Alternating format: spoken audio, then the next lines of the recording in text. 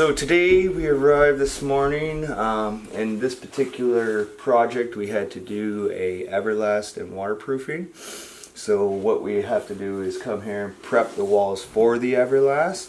So we measure up, chalk our lines, get rid of all the drywall, the rotten wood, the batten insulation that's been wet, saturated over the years.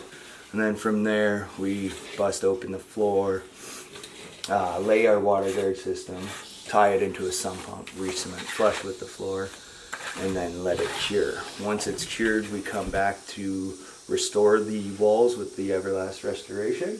So what we'll do is we'll reframe metal or steel stud and then board it, put our chair rail and baseboard.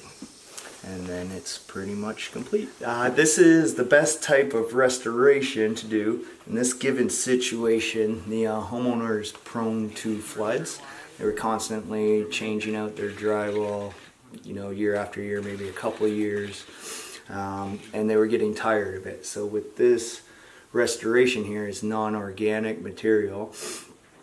So if they ever do have a plumbing burst or any plumbing issues where it causes damage to the wall normally, in this case you don't have to rip anything up. You can just clean the flood and then let it be, and there's no damage to it.